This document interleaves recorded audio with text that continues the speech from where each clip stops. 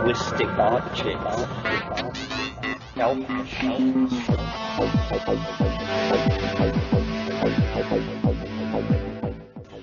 Greetings from Cyberdelic Space. This is Lorenzo, and I'm your host here in the Psychedelic Salon. Well, as I'm sure you already know, our psychedelic community lost one of its founding fathers, as Dr. Albert Hofmann, the discoverer of LSD, died yesterday. And for all of us, of course, this feels like a great loss. Even though Dr. Hofmann lived to be 102 years old, it's still difficult to accept the fact that he's gone. And my first impulse was to postpone today's program and do a special tribute to the good doctor. But then it dawned on me that the talk I'm going to play today, and the one I'd planned on playing all along, the one that was given by Anne and Sasha Shulgin at the 2005 Mind States Conference, is even more appropriate because, at least in my humble opinion, the only chemist in the last 100 years who is equal in stature to Dr. Hofmann is Dr. Alexander Shulgin, or Sasha as he prefers to be called. And I'll have some more to say about how and why I've come to that conclusion after we hear the Shulgins talk. But first I want to give my deep thanks to Eric K. and Kyle N., both of whom sent in donations to help offset the expenses of these podcasts. So a big thank you, Eric and Kyle. Your support means a lot to me and to a lot of other people all around this little planet. Now, getting to today's program, as I just mentioned, it's a talk given by Anne and Sasha Shulgin. And unless you are new to these podcasts, you are already aware that Sasha has undergone some major surgery recently. And by the way, thanks to all of you who have gone to the caringbridge.org/Sasha Shulgin site to leave your well wishes. Anne has been printing them out regularly and reading them to Sasha. So far, there have been over 200 people who have left a comment there, and I'd like to think that many of them are our fellow saloners. And since I know that you might be commuting to work right now and don't have access to the net, I'll read Anne's latest posting, which is from a couple of days ago. She says, "Sasha is getting better every day, but slowly. Not from my point of view, but from his. He's pretty tired by the end of the day and doesn't see why that should be so. We all get together and yell at him, in parentheses, not really, and then in all caps she writes, 'Sasha, you are repairing fantastically well. Please don't rush it. Remember, the doctor said 2 to 3 months, not 2 to 3 days.'" And then she continues, "In any case, he's back at work with Tanya on the book, which should be ready for editing within a few weeks. He's happiest when he can concentrate on the book, although the frustration of the macular degeneration gets pretty intense at times. After the book is turned over to the editors, he'll get back into the lab, with the help of Tanya and another very good friend who will help read labels and pour liquids from one beaker into another, etc. I'll keep updating every few days if you're still reading these notes. Blessings on all of you, and thank you, Anne." Now, one of the things that you may not be aware of, if you've only heard recordings of Sasha's talks but haven't been with him in person, is the fact that he has a truly great sense of humor and will tease you a bit if you aren't watching out for that zinger that he'll send your way every once in a while. So when you hear this talk in just a minute, it might be helpful to keep in mind that Sasha had a huge smile on his face during this entire session. Fortunately, Anne came to the rescue with that soft, beautiful, and ever so consoling voice of hers to keep things on track. And yes, to many of you who have written and asked for me to podcast more Anne Shulgin, I do plan on doing that soon. Right now, the only other recording I have of hers is one that has a loud air conditioner hum in the background, but I'm trying to get some more recordings and hope to pass them along to you as soon as I can. Now that I think of it, the request for more talks by Anne outnumbers those kinds of requests for anybody else, including Terence McKenna. And, sorry to say, even more than requests for Sasha. But today we're going to get them both in a similar setting to the one from my podcast number 53, which was in October of 2006, where they had the Ask the Shulgins Q&A sessions from Burning Man that year. And today's Q&A was actually held a year earlier at the Mind States Conference. Now, I'm going to warn you in advance that this session begins with what I consider some heavy-duty chemistry. And since I remember nothing from my 2 college chemistry courses, I don't grok the nuts and bolts of what they are saying. But it's quite obvious that these young chemists who are asking these questions aren't just doing so out of idle curiosity. These are the people who are now filling the shoes of Dr. Hoffman, and fortunately they have someone to ask these questions of who is equally as well informed about psychedelic chemistry as was Uncle Albert. And so if you're not a chemist yourself, instead of just tuning out the detailed questions and answers about chemistry, try to comprehend the fact that these chemists are looking at atomic structures, comparing them with other chemicals they know, and then not only speculating on what would happen if they move a single atom to another place, but actually build these new molecules and then test it on themselves. This is truly the great unknown, my friends, and these are the people who are opening the gates so that us non-chemists can go exploring. But please don't think it's all chemistry today. There are quite a few gems sprinkled in this unstructured Q&A session, including something I didn't know before about testing for some of the 2 C's. So let's begin with Susan Blackmore's introduction of Anne and Sasha. Now, what on earth do I say? 2 years ago, I met Sasha and Anne for the first time, and I was so frightened isn't the right word, just kind of awed, and how can I introduce them? Well, you were all there, weren't you? But now I've met them and found that they're, well, human, in spite of all the amazing things they've done. I mean, surely there's no couple on the planet like this. Sasha, a chemist who has designed more drugs than anyone else on the planet, and both of them who... and both of them who have taken more drugs, more variety of drugs than anyone on this planet. And here they are surviving to tell the tale, not only surviving, but surviving wonderfully. And what courage they must have to just go into all of these things with an open mind, prepared to take the risks, which undoubtedly are great, determined to learn from it, to write their books, Pikal and Tikal, that tell us all about it, explain the chemistry, explain the experiences, and now here they are to answer your questions. So, thank you very much for coming again, and would you please, as before, if you want to ask a question, line up by the microphones, and off you go. You have to make sure that, it's working. Hooray. Does this one work too? Yeah. Okay. Good. Hello. How do you do? Hi. Do speak first if you want before we have the questions. Does anyone need a summary of who we are and what we do, or? Yeah. Yes? Yeah. Why don't you explain, because you know better than I. Okay. Oops.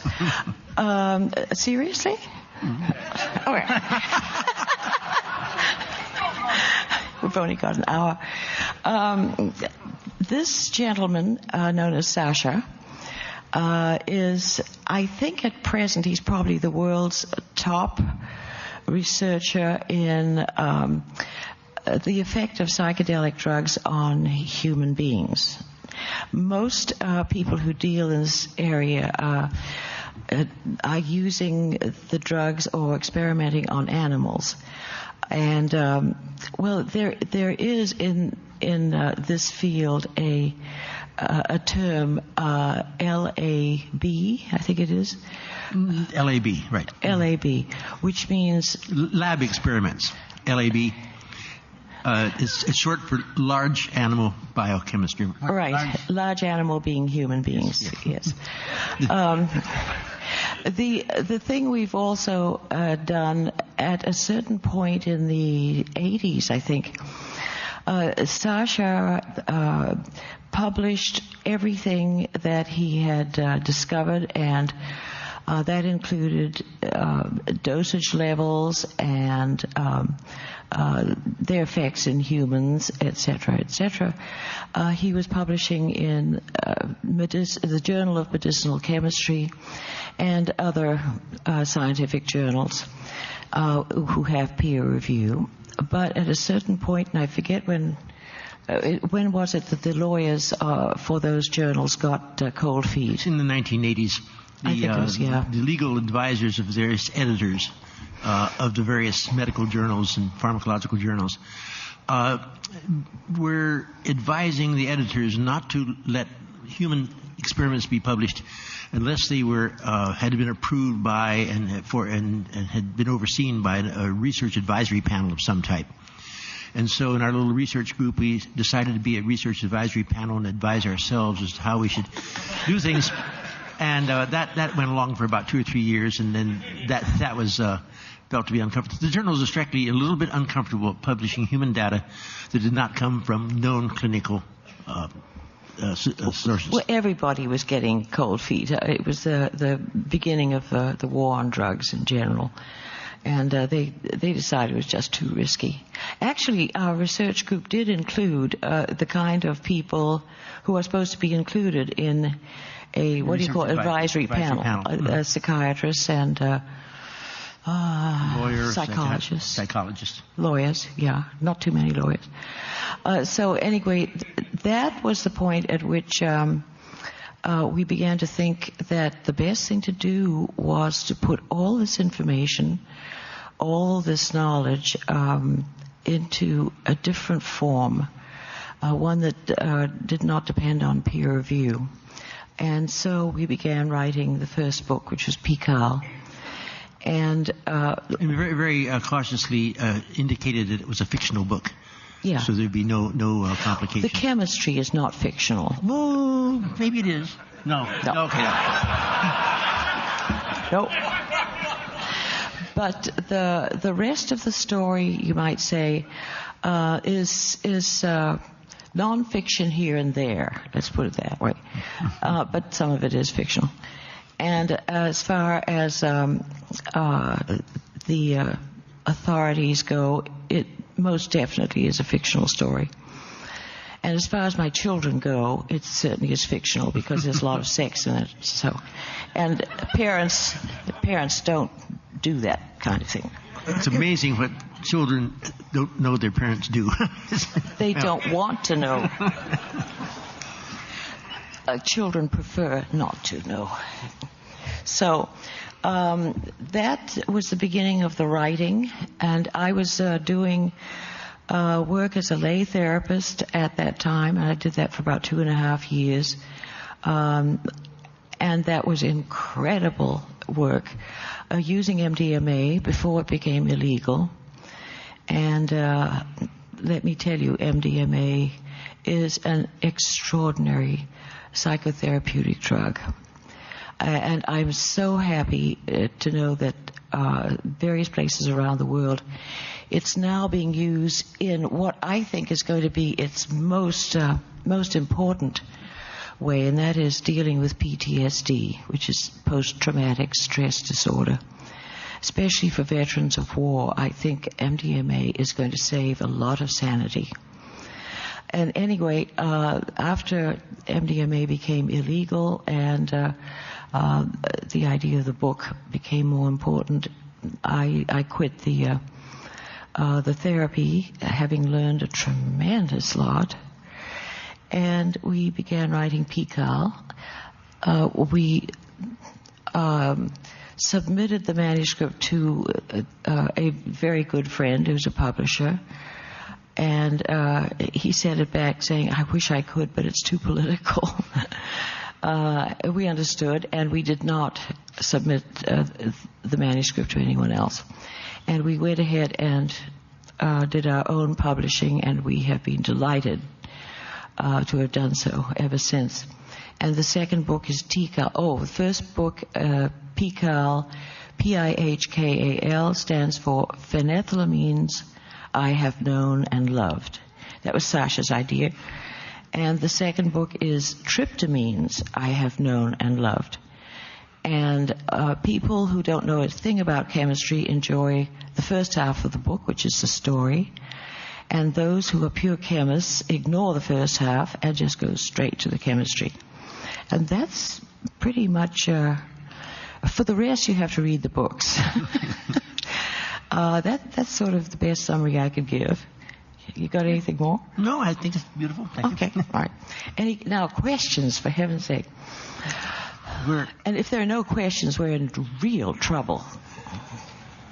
Yeah. Hi. As a chemist, the best way to express my esteem and appreciation is to ask a chemistry question.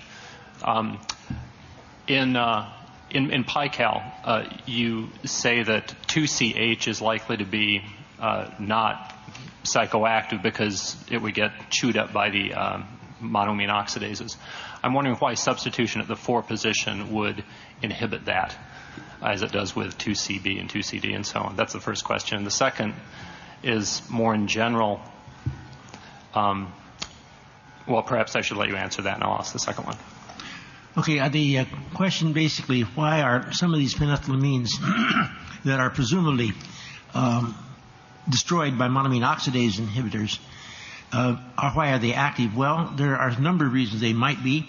One is the monoamine oxidase monoamine oxidase enzyme could remove the amine group, but we don't know what the functional molecule is. It could very well be that the result of that deamination produces a material in a site, in a location that is the active component.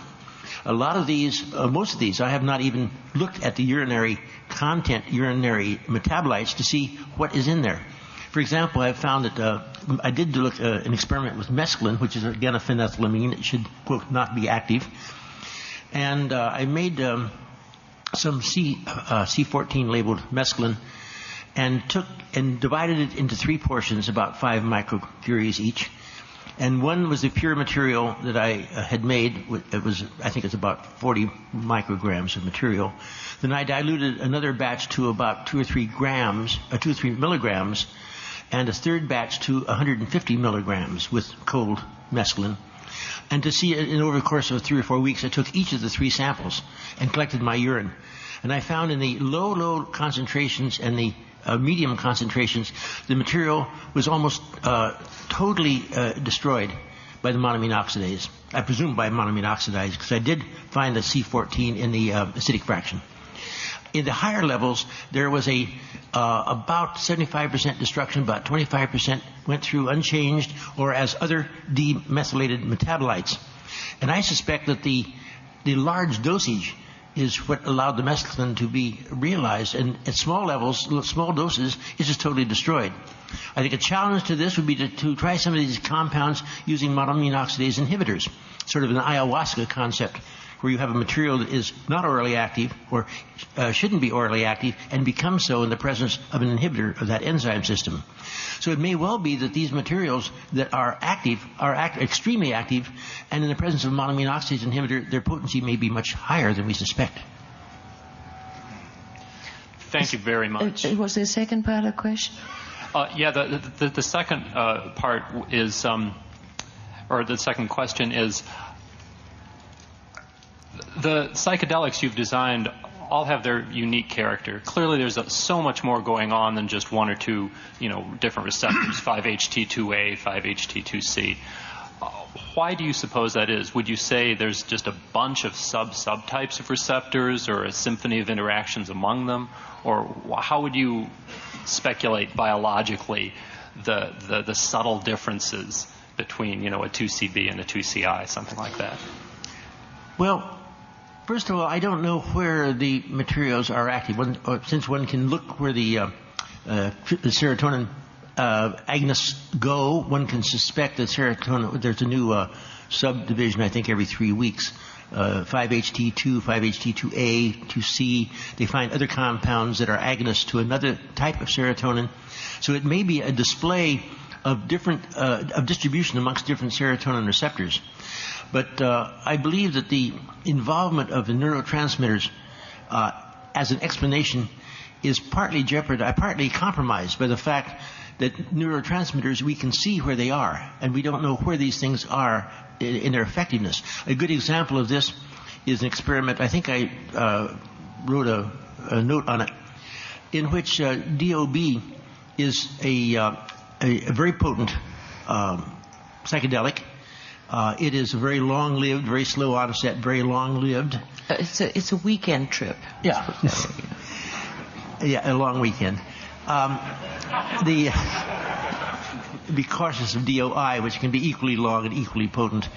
But what I did, we're working with some friends up at Lawrence Lab, actually at Donner Lab in Berkeley. Oh, it's a marvelous thing. We were working in Berkeley, and we had access to the cyclotron, we had access to the gamma scanners, anything we wanted. The only caution they extended us is when you leave, be sure you have turned the lights off and locked the door, which is beautiful. So we did all kinds of marvelous things. We made some DOB labeled with bromine 77 and some with bromine 82. And then we had access to a gamma, it's a bed that goes over a gamma detector, and you lie in the bed and you go head first over the detector, and it scans the body from the head to the foot. And you go back and do it again and do it again. And this scanning is put onto an oscilloscope and vertical raster. And so you actually then can get a moving picture of the motion of the radioactivity in the body.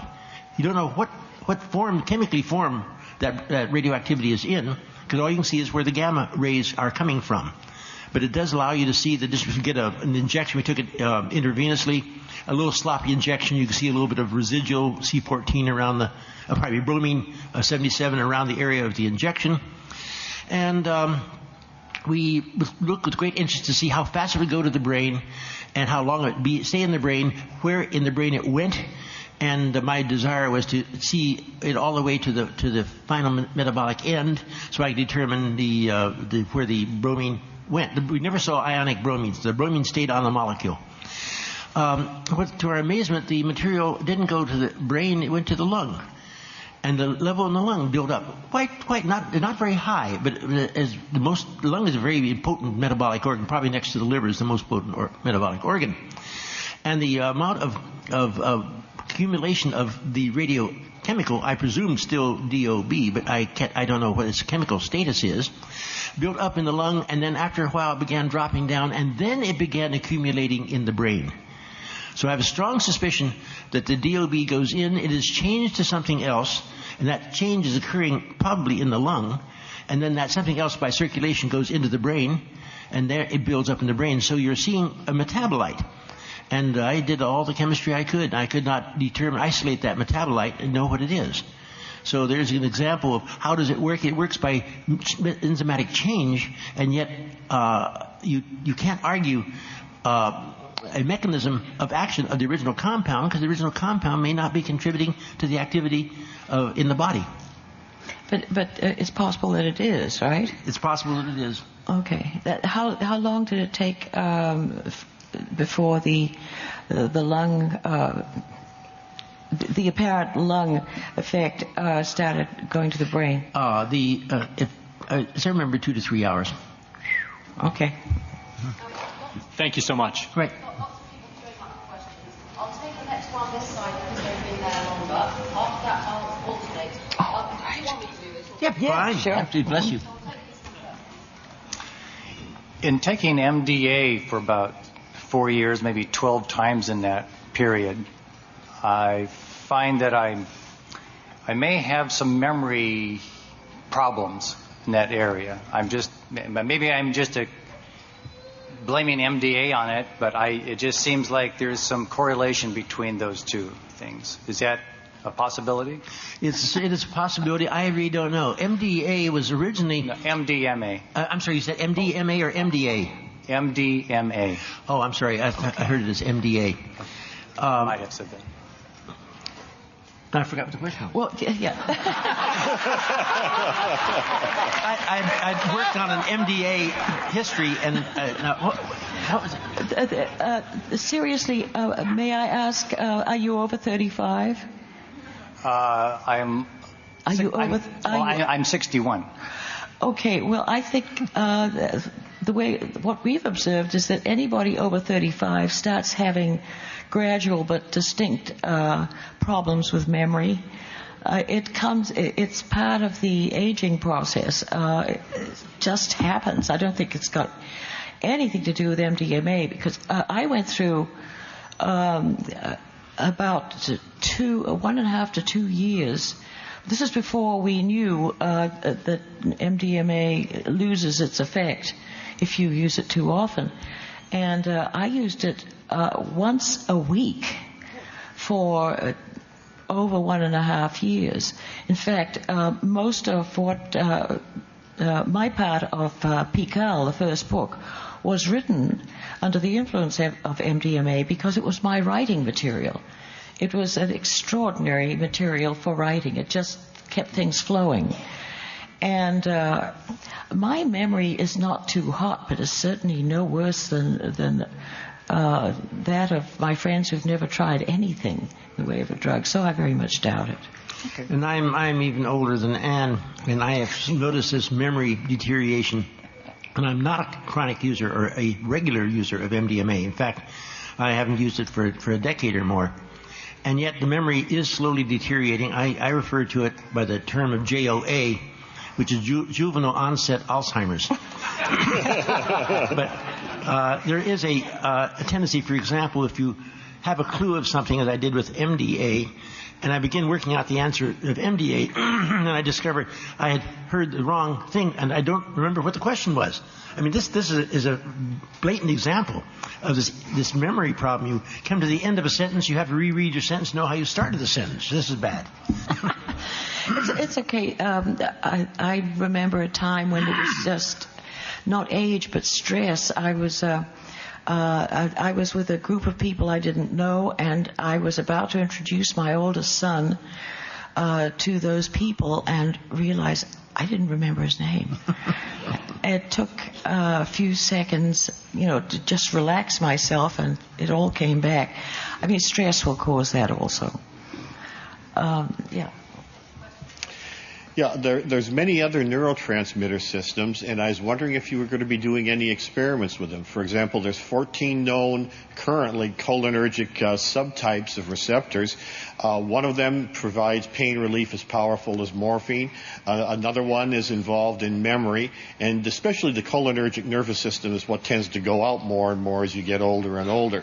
Ditran, for example, an anticholinergic, has some fascinating long-term therapeutic effects. I was wondering if you're going to be doing any experiments in other neurotransmission systems, particularly the cholinergic system. The difficulty with a lot of the experiments that are done, neurological agonist experiments, are done in animals, because you like to be able to give the animal something or other and then take out the brain and slice it up and see where the radioactivity went. And this is not very comfortably done with humans.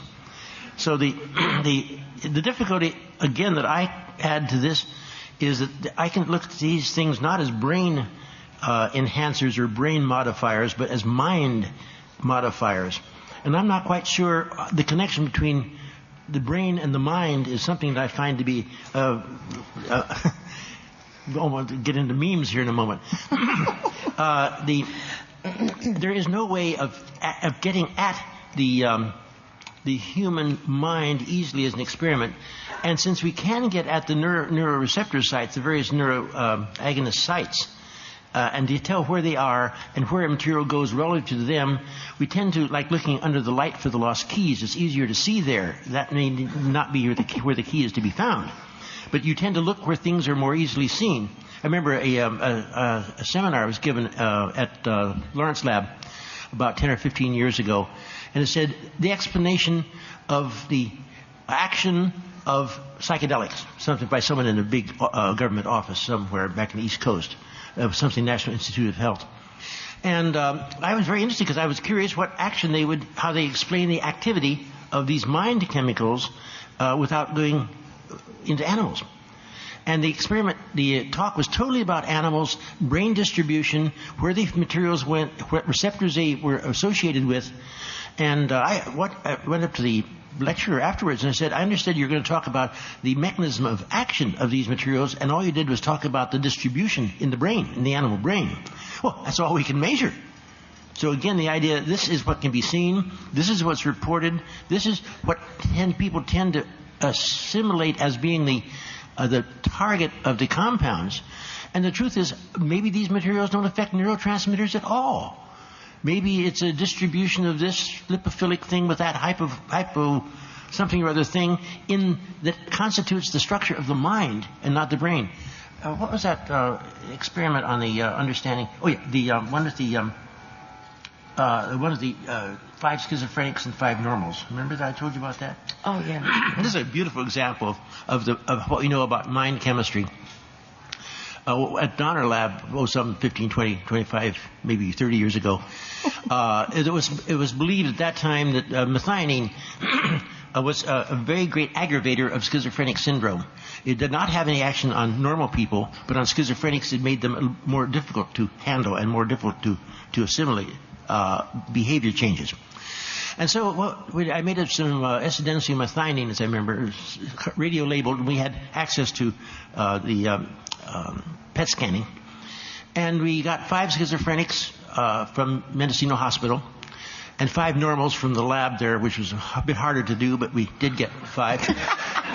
And gave them enough activity of the S-adenosine methionine that we could get good PET scans just above the earlobes across the brain. And we ended up with 10 pictures, 5 of them from the schizophrenics and 5 of them from the normals.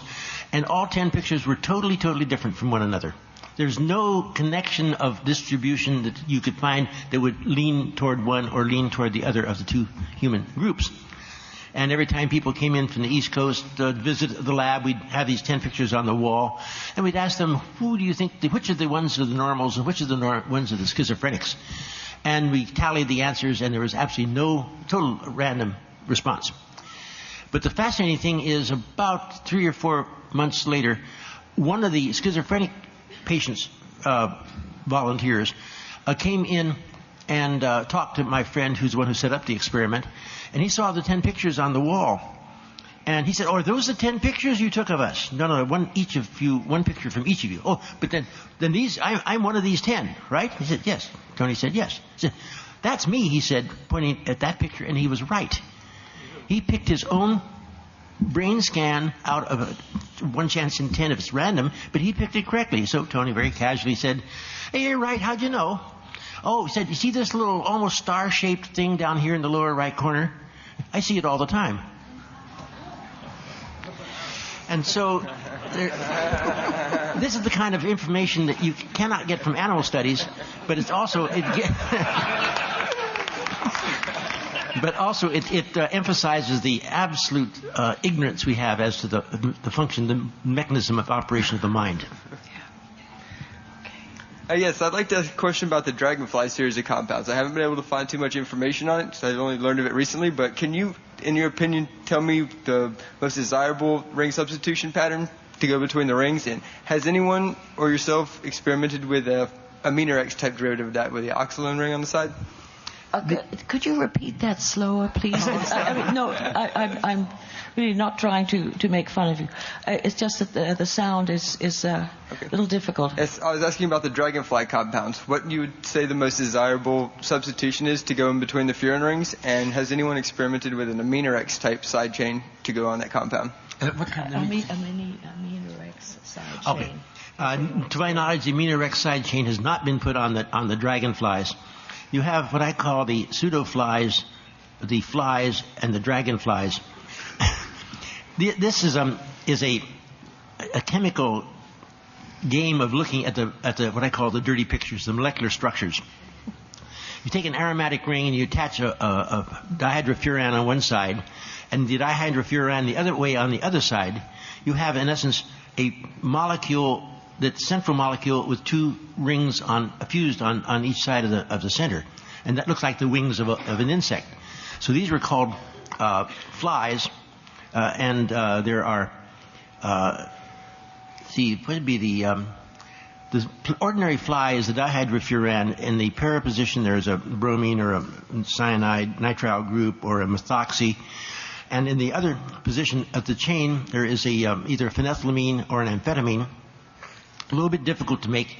Some of them are rather effectively quite potent. They've been studied in Purdue, in Nichols' lab, as the relationship to various serotonin receptors. And I am personally familiar, Ann and I are personally familiar with only one of them in any depth, and that is the bromo fly, 2CB fly, I should say. It's a compound, the bromine in the para position. The 2 dihydrofurans are opposite, inverted, so the oxygens are para to one another, and the chain itself is the phenethylamine. Active at about 8 or 10 milligrams, I think, level. Absolutely orally active. Divine. Wonderful. Anyway. I won't go into the sex thing. No. Okay, fine. If you aromatize the rings on the side, the amphetamine chain ups the activity by a factor of about 10. A dosage of the corresponding 2C B fly would be active at about maybe 1 milligram orally. If you aromatize the two rings and make the corresponding but the furans themselves, we call these dragonflies because they are active at about 100 micrograms, but not orally. A milligram has no effect orally, but by parenteral injection, active at about 100 micrograms. So the compounds could be quite interesting. Something as was mentioned with the Aminorex extension on the chain. To my knowledge, it's never been synthesized. Thank you. I forget which side that came from. Hello. Over there. Oh. Hi.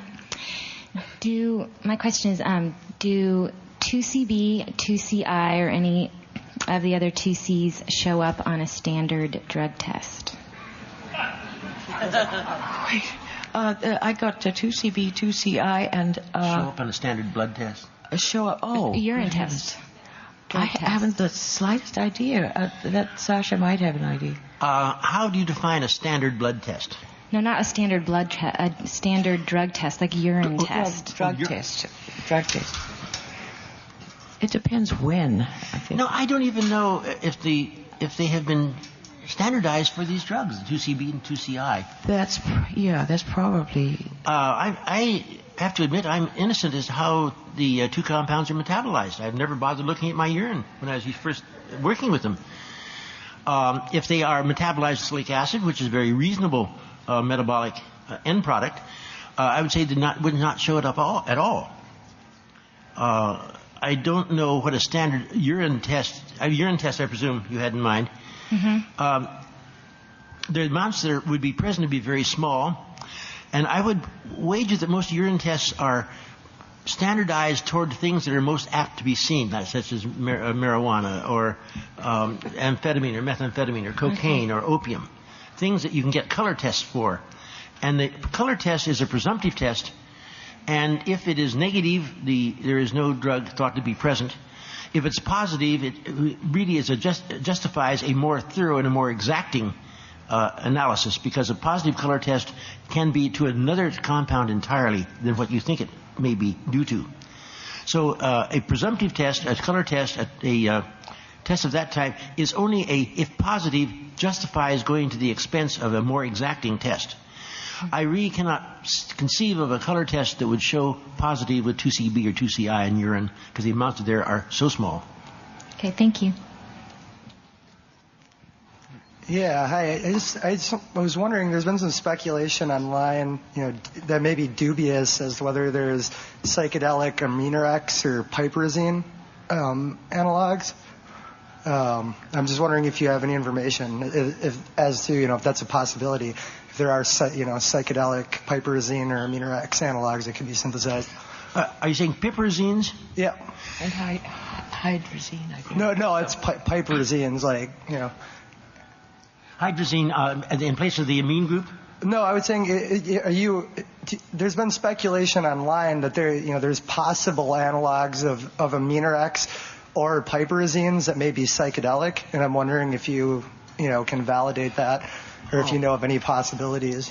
I have to answer the question in a general sense. There are many speculations as to varieties of simpler molecules. Say, you mentioned, I think, piperazines, hydrazines, but also the various benzylamines that are known to be, when substituted, being stimulants. And a lot of these materials, that are psychedelic, are based upon stimulant nuclei. In other words, you have amphetamine, for example, methamphetamine, and without substitution is a stimulant, but with substitution it falls into the psychedelic category. And indeed, higher level, you may find stimulation there, but the general thing is the the art of the substitution on the ring modifies the nature and defines the nature of the action. Specifically, I don't know. I cannot be specific to the molecules you're mentioning. We'll probably get to a piece of paper and begin scribbling structures. But there are many, many things that are potentially active as psychedelics and have not been assayed, have not been tasted. The whole art of taking an unknown compound and beginning to find out what its action is going to be, it sounds naively simple. You just start taking more and more of it until you turn on. But the truth is your turn on may be a convulsion, it may be sedation, it may be all kinds of other types of actions, so you have to sneak up on a new compound. So if you're at all considering looking at some of these things, I stress be extremely cautious.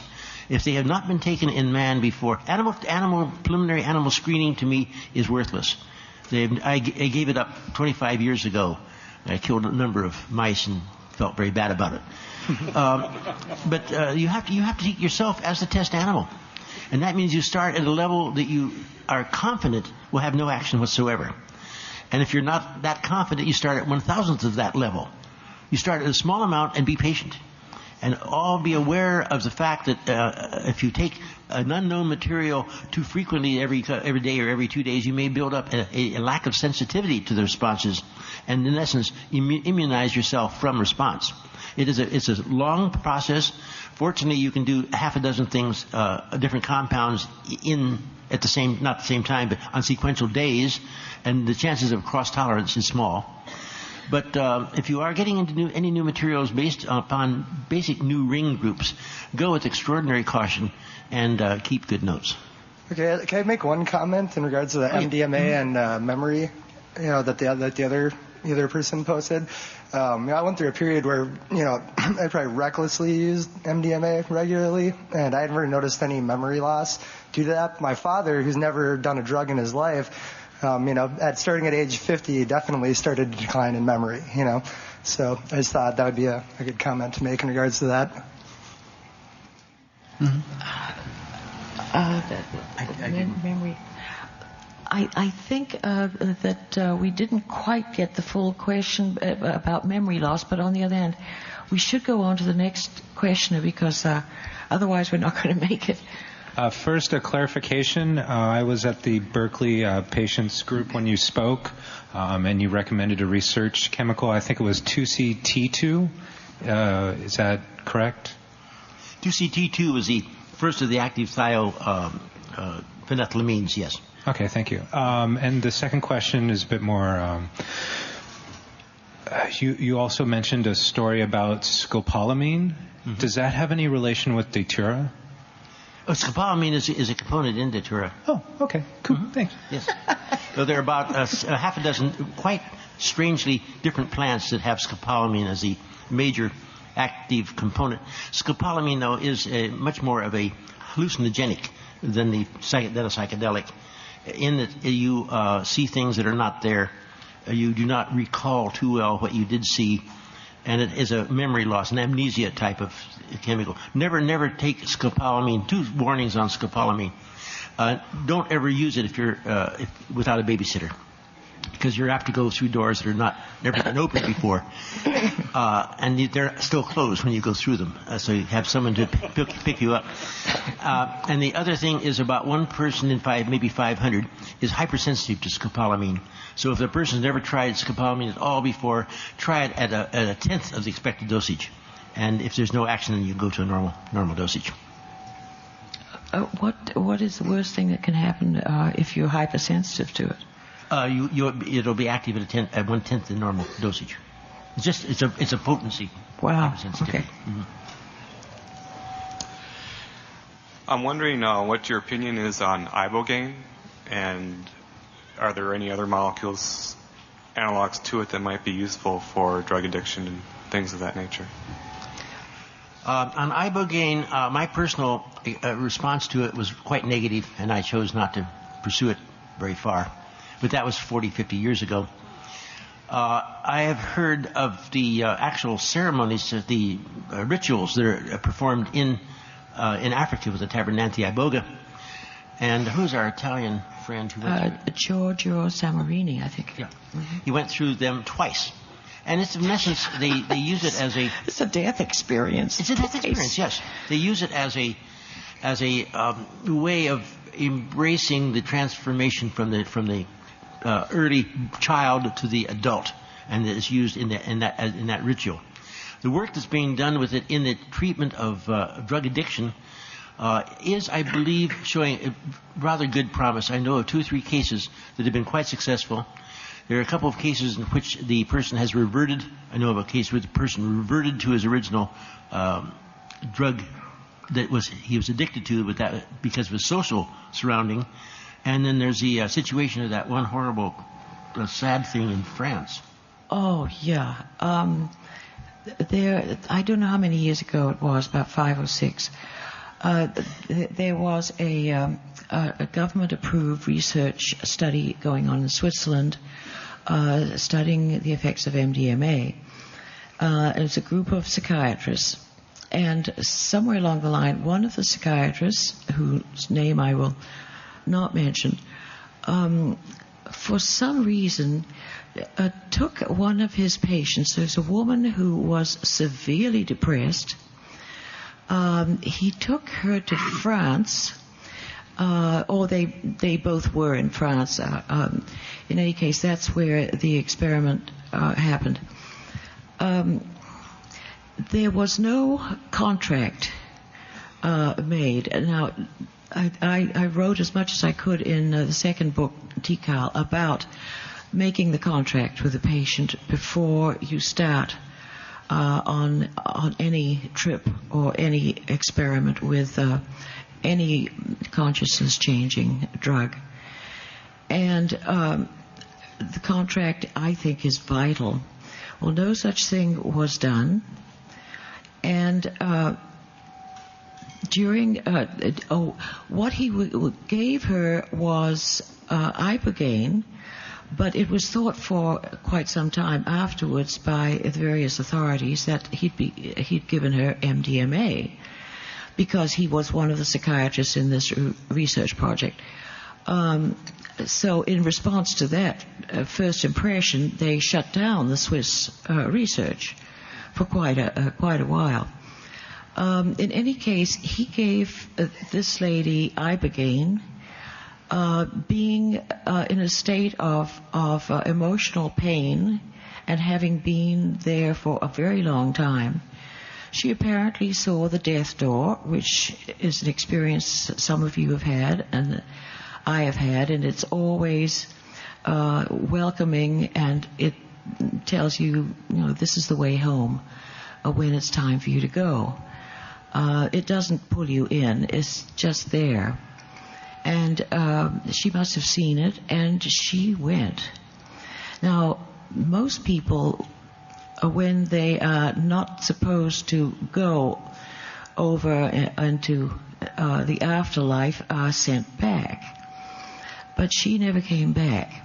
So the psychiatrist had a dead patient on his hands. And I believe personally that ibogaine is a tremendously powerful drug, that it should never be used with a deeply depressed patient, and that at all times a contract should be made between a psychiatrist and patient. Why don't you tell the underlying terms of that? No, because we don't have time for the full thing, and they can read it in Tikal. Get Tikal out of your library. And I've explained it there. At the time you wrote Pikal and Tikal, the analog laws were on the books, but they had never really been enforced and were more or less kind of theoretical. In the time since then, a dozen or two of the analogs were commercially available. And last summer, in Operation Web Trip, the DEA went and arrested a bunch of people. We got a guy who's doing a life sentence now. What do you think the implications of these cases are for future research like what you do? Well, in the United States. In the United States, yeah. Well, the analog bill it passed in 1986, I believe it was. The Controlled Substance Analog Bill. It is one of the most legally vague descriptions I've ever seen in any law of what a thing is. Their definition of what an analog is.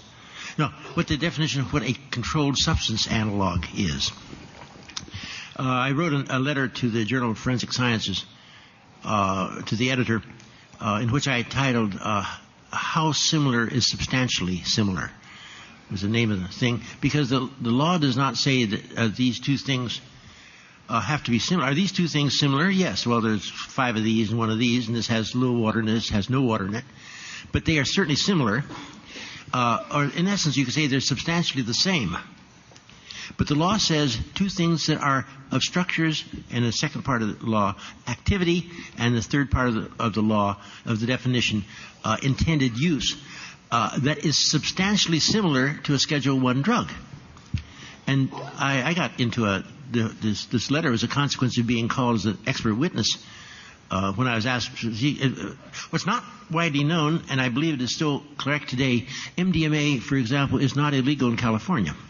It's not in California law. MDA is, but not MDMA. So if someone is arrested for MDMA in California by California authorities, the only way they can process it in court is to treat it as an analog of, say, methamphetamine. And as an analog, you have the problem of establishing that it has a structure that is substantially similar to that of methamphetamine. And I was in this case down in somewhere toward Los Angeles, and I was asked by the prosecuting attorney if these 2 compounds had structures that are substantially similar, and I pleaded to the judge, and he was very kind, saying, I don't understand the question. And the judge asked the man to rephrase the question, and he could not rephrase the question because he had to use those exact wordings from the law. It was written that way. And so he said, well, let's drop that question. Do they have actions in man that are substantially similar? And so I turned to His Honor and said, I looked at him, and he asked, could you rephrase the question? And couldn't rephrase the question. And that was the end of it. I left the court. I couldn't answer the questions. I couldn't understand the questions. And so I was a worthless expert witness. And the humorous, sad consequences, they brought another forensic person from another laboratory and asked her, do you understand the voir dire? Do you understand the meaning of substantially similar? And she said that is a phrase that is known very well by all chemists and forensic chemists. It's a very well understood phrase. And they asked her, would you define 2 things being substantially similar? She said, very simple. They're substantially similar if they're over 50% identical. And that held up, and the jury found the person guilty. But this is the problem of the analog things. Anything is potentially a controlled substance analog of a scheduled drug if it has carbon in it, or if it has nitrogen in it, or has hydrogen or oxygen. There are many ways that they're substantially similar. And except for 2 cases I know, a very early one, and the second one was one where they caught one of the professional forensic people lying on the stand and dismissed the case. I don't know of any controlled substance analog trials that have failed. They have almost always been successful to the prosecutors. And I say that the materials that are in PCAL and TCAL are all, in the eyes of the authorities, substantially similar to a Schedule I drug, and can be treated in court that way. Well, one thing that is not widely known about the federal controlled, it's also the state controlled substance law, is that they call them hallucinogenics, not psychedelics.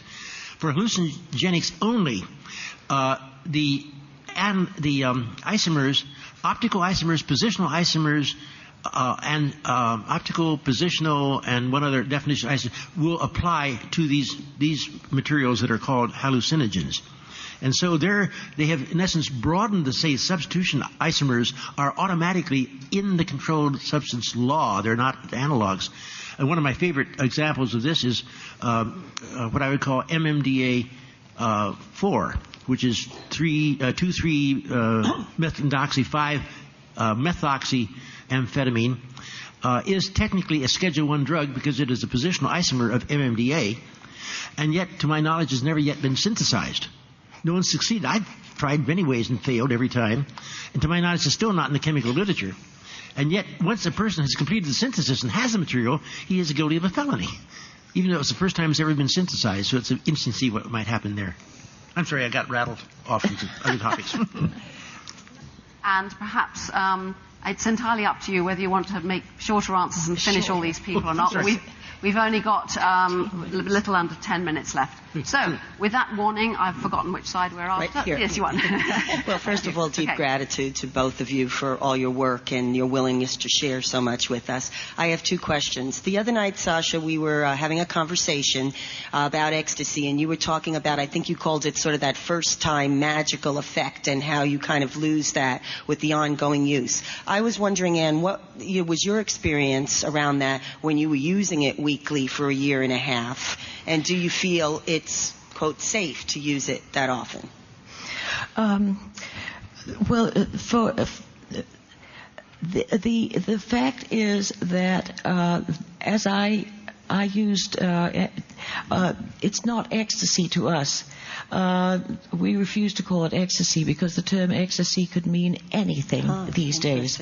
So we call it MDMA still. As I used it once a week, pretty much that often, yes, I had to gradually add a little more each time. It was when I got to 250 milligrams with a booster of 100 milligrams that I said to myself something like, maybe I'd better stop taking this for a while because I'm taking too much. About a year later, I tried MDMA again for the first time in a year. And I have no idea what the meaning of this really is, but it had an opposite effect than usual. Instead of that wonderful mellowing kind of thing, it depressed me. I was quite depressed, and I have not tried it since. I think I wrecked it for myself by taking it too often. But I do not, for myself, I can only answer for myself. I don't think it had any negative effects whatsoever. I'm just sorry that I can't use it anymore, and I'm sorry that it's illegal. And then the other question was, in that conversation with Sasha, he mentioned that you used to work with a hypnotherapist when you were doing your lay therapy with MDMA. So could you talk a little bit about that? Very fast. I worked with a hypnotherapist for about almost 2 years, and we discovered that at that time we could use MDMA, that the trance state and MDMA and other real psychedelics, they work very well together. But I like to tell people that the hypnotic trance state is, I believe, fully as good as any drug in opening those doors inside a person's psyche. And I do believe that instead of risking legal problems, you should go to a good hypnotherapist and find out how to discover yourself that way, at least while the laws are as they are. Thank you.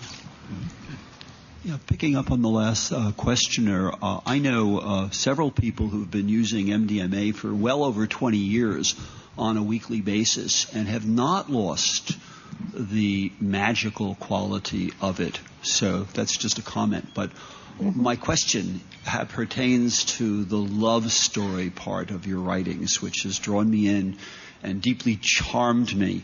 And I found myself scouring for characterizations of various compounds that related to feelings of love, to the types of neuromodulation that accompanies that. And I'm wondering if you'd care to just present a brief survey of what you know about substances that delve into those aspects, those wonderful aspects of being alive and feeling that those types of feelings? I'd do a fast answer on this. Sasha usually tries to remind people that it isn't the drug that is giving you an experience, whether it's one of love or anything else. It is your own psyche. The drugs act as keys to the inner doors. And DMT will definitely open a different door than mescaline. But it's all still what's inside you. And I think maybe that's the best answer I can give. Yeah, the term I use, and I like it very much, is the drug itself cannot do anything. It's just a few milligrams of white crystalline solid cannot open these doors. It merely catalyzes the opening of the door and allows you to do the opening yourself. So really the drug serves as a catalyst, not as an active agent. Thank you. We're not going to be able to, and I'm afraid this will have to be the last question. I do apologize to those of you who are still waiting over there. So I had read a review or something where you guys were talking about in the last couple of years some work you had done with cacti, and it wasn't mescaline or anything, phenethylamine, I don't think. And I was curious what that was. There weren't any further details. So could you repeat that word? Cacti. Oh, cactus. Oh. Okay, one of the ones that I really put a fair amount of effort in is a cactus from Baja California known as Pachyceres pringlei. It's a cactus grows in the Table Mountains about halfway down Baja. And it is a very active cactus. Anna and I have both used it 2 times. And it contains no trace of mescaline whatsoever. So I've been digging into what's in there. I have identified about 8 or 10 compounds, and I've characterized maybe another dozen compounds. Most of them are isoquinolines, and I have synthesized 2 or 3 of them and tried them, and they're not active. There are some phenethylamines that are present, but they're known not to be active in man. Dimethoxyphenethylamine. There's one in there, methylene dioxy and methylphenethylamine. But if they are destroyed by the body's system. And I believe now that the cactus is active because the isoquinolines are monoamine oxidase inhibitors and keeps the body from deaminating the materials that are normally deaminated in the body and are therefore not active. So the cactus is almost like ayahuasca. Any component alone is not active, but in mixture they are. And I would like to now continue back over these phenethylamines using monoamine oxidase inhibitors to see if that could be the justification for the activity of the cactus. I do not know the answer. Thanks. But we're still working on it. Oh, yes.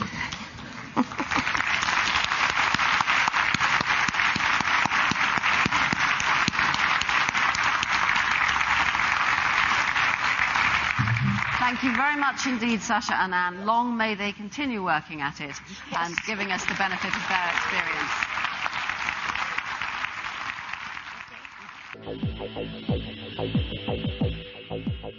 You're listening to the Psychedelic Salon, where people are changing their lives one thought at a time.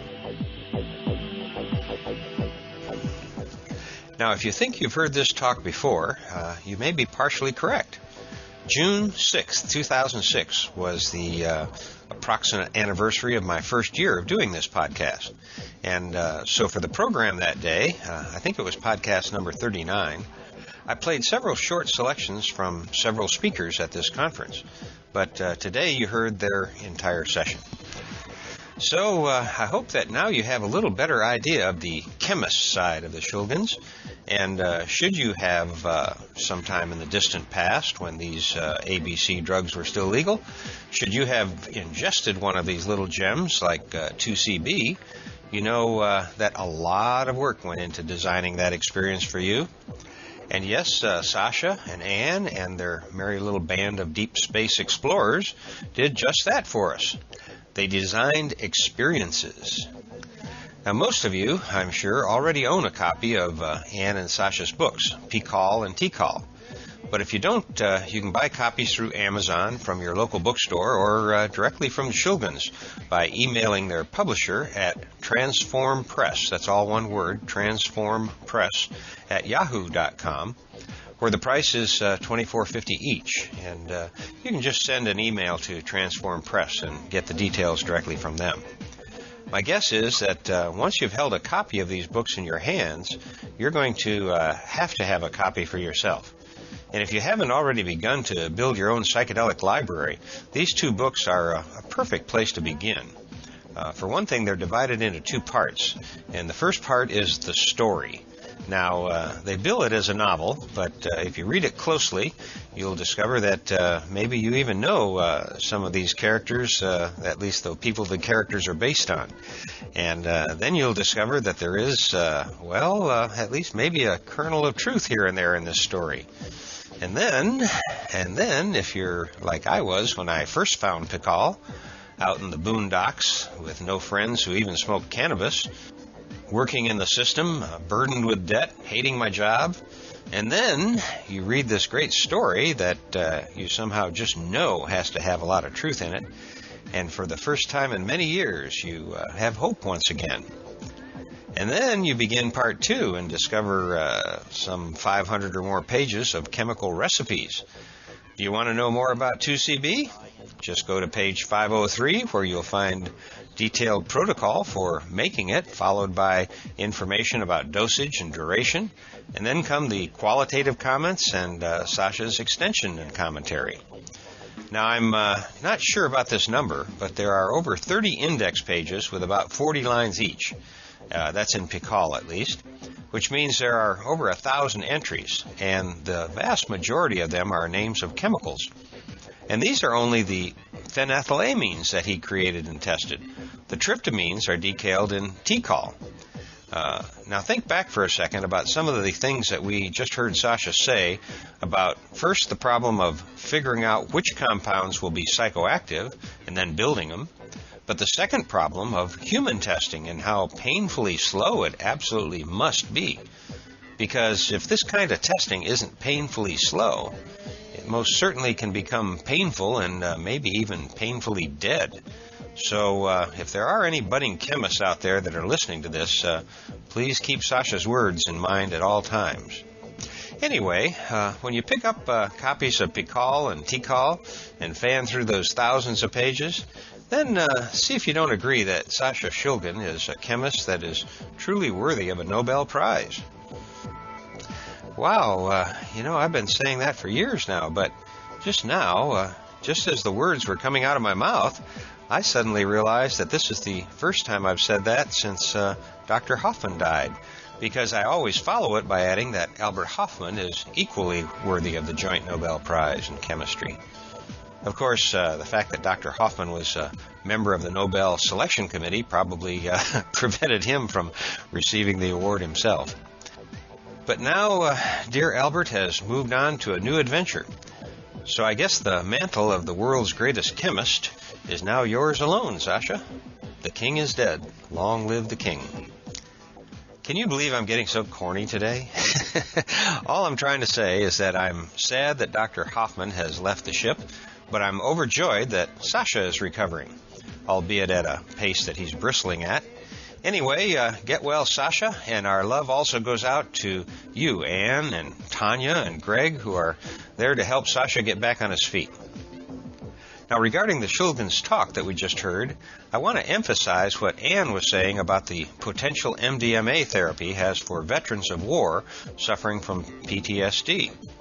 First of all, if that is you, or if you know someone in that situation, you might want to think about contacting Dr. Michael Mithofer, who has been conducting FDA-approved tests using MDMA therapy with post-traumatic stress disorder victims.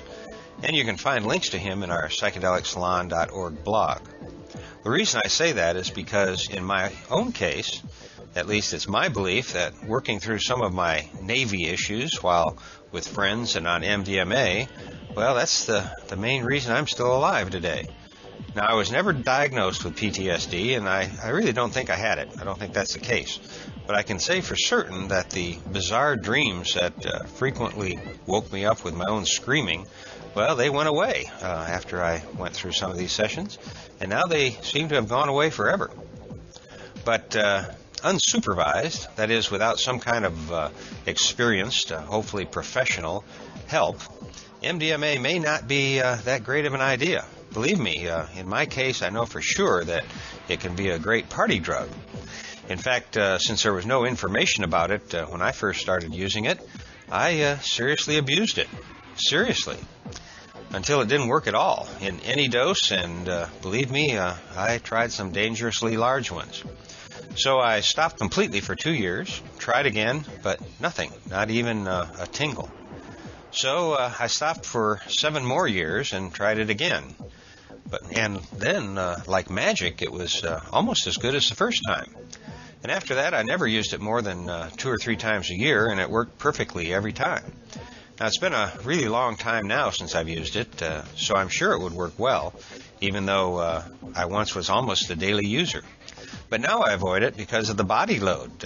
One thing I've learned with aging is that it is even more important to listen to your body as you get older. And when your grinding teeth and second day drop or lull or whatever you call it begin to get to you, well, maybe it's time to move on to greener pastures, like ayahuasca, for example, or one of the other bold-faced chemicals in the index. Now, before I run out of steam for today, I'd like to mention a thread from our forum over on thegrowreport.com. It comes from one of our fellow saloners who goes by the handle Impermanence, and he brings up a really good point, one that once we get past the semantics is something that I probably should bring up here. So thank you in advance, Impermanence. I appreciate your candor. And I'm not going to read the entire thread, but I will read part of how Impermanence began it, and then a few bits of the responses.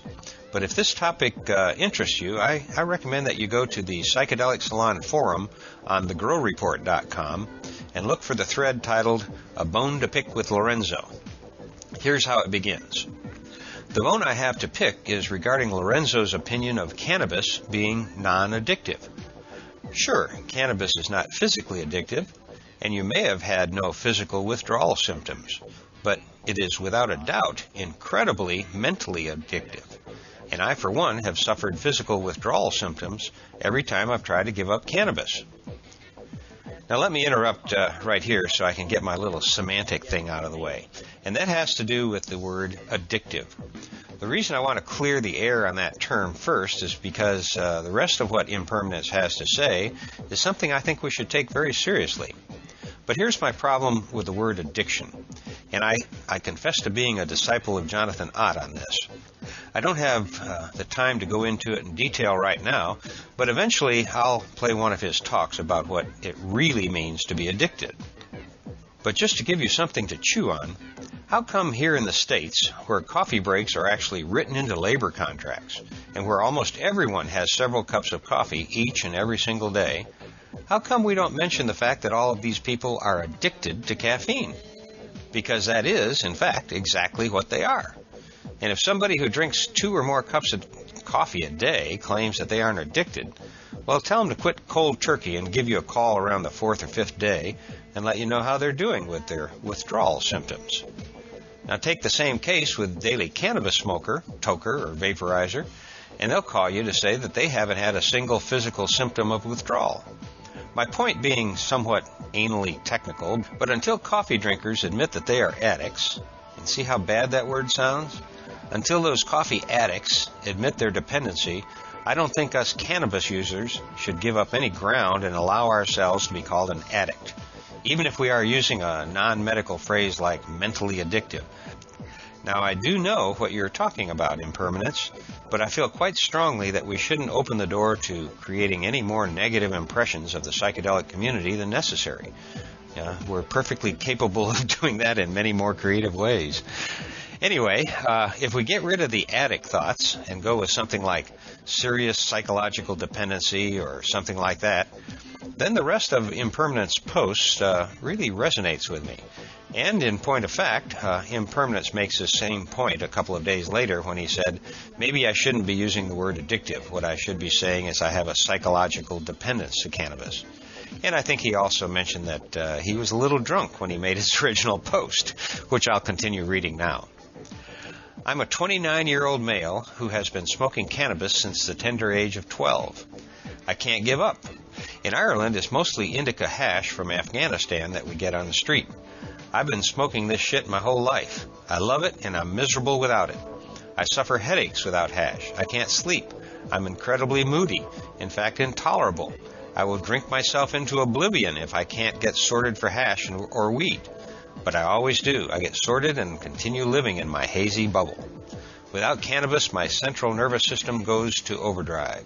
I become erratic and inconsolably moody and depressed. I have turned to smoking heroin on many occasions when I couldn't get cannabis over the last few years. I'm not alone in my addiction. I have seen cannabis destroy the lives of many friends, rob the strong ones of their passion and motivation, and leave them a shell of what they once were, and lead the weak ones into heroin addiction. I've seen them die. It began with an addiction to cannabis. I think Lorenzo is living in a fantasy world sometimes. I want to believe it, but on the streets of Dublin, cannabis is not some fucking fairy tale. It's just relief from stress. And if abused through unprepared or immature minds, it comes with a heavy price. I never mentioned my struggle with psychosis that's left me agoraphobic for 10 years, thanks largely to cannabis.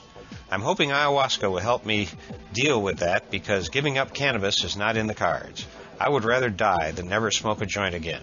Now tell me cannabis is not addictive. Well, as you might suspect, this original post led to quite a few responses. And a few thoughts I had began with remembering the alcoholic haze I lived in before I found psychedelics.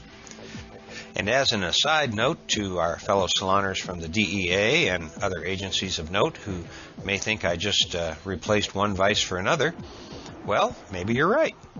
But from where I stand, I feel it's much healthier for me to participate in a few ayahuasca ceremonies each year and smoke a joint from time to time than it was to drink myself into a stupor every day.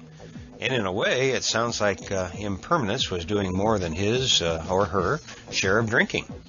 And as for being agoraphobic for 10 years, he says thanks largely to cannabis, well, maybe you should have quit buying that indica and tried a little Jack Herer instead. Seriously. But another little trick that I've discovered that might help you daily tokers out there is to begin each day with a little list of things that you absolutely intend to get done for the day. And do this before your first toke. Then toke all you want as long as your list is getting checked off.